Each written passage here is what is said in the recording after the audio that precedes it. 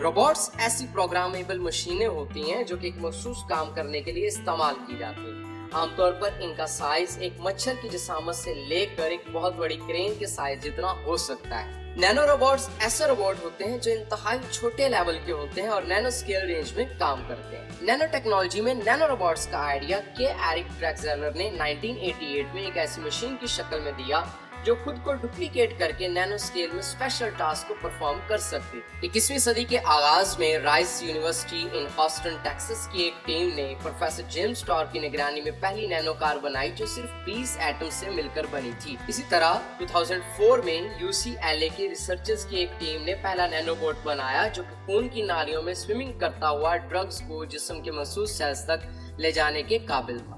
2006 में Harvard university के researchers ने एक ऐसा नैनो रोबोट तैयार किया जो खुद से अपने आप को असेंबल और डिसअसेंबल कर सकता था।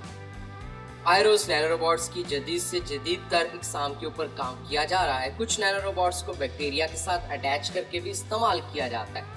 इस सिस्टम में बैक्टीरिया के साथ महसूस नैनो या माइक्रो स्ट्रक्चर को लगा दिया जाता है। इस तरह बैक्टीरिया को वो नैनो स्ट्रक्चर अपनी सवारी के तौर पर इस्तेमाल करते हैं और जिस्म के किसी भी हिस्से तक बआसानी पहुंच जाते हैं। ये ड्रग डिलीवरी सिस्टम बैक्टीरियोबॉट्स कहलाता है। माइक्रोबाइवर नैनो रोबोट्स हमारे जिस्म में व्हाइट ब्लड सेल्स की तरह जिस्म में दाखिल होने वाले बैक्टीरिया को फौरी तौर पर खत्म करके किसी गैर नुकसानदेह मटेरियल में तब्दील कर सकते हैं। Respirocyte nano robots red blood cells से 236 गुना ज्यादा ऑक्सीजन ले जाने के लिए मुआवन साबित हो सकते हैं। ग्लूटासाइट नैनो रोबोट्स जिस्म के किसी भी हिस्से में जख्म लगने पर खून को वेस्ट होने से रोकने के लिए फौरी तौर पर ब्लड क्लॉट बनाने के जिम्मेदार होंगे। सेलुलर रिपेयर नैनो रोबोट्स जिस्म में होने वाली किसी भी तरह की इंफेक्शन को रोकने के लिए मॉलिक्यूलर लेवल पर सेल्स को फौरी तौर पर उनकी सर्जरी करके ठीक करते हैं। लेकिन अभी इन नैनो रोबोट्स के ज्यादातर तजर्बात सिर्फ चूहों पर किए जा रहे हैं और फ्यूचर में इंसानों पर भी इस तरह के तजर्बात किए जाएंगे।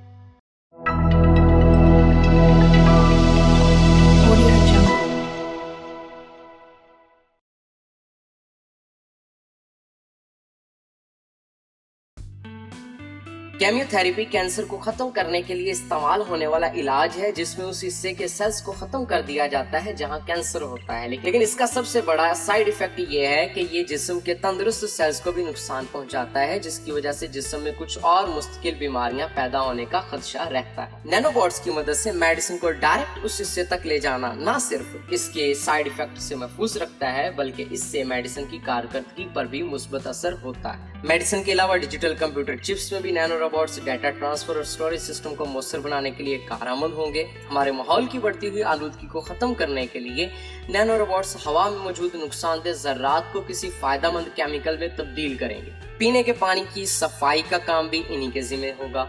इस सब के साथ अभी कुछ इश्यूज हैं जिनको साइंसदान अभी ओवरकम करने की कोशिश कर रहे हैं।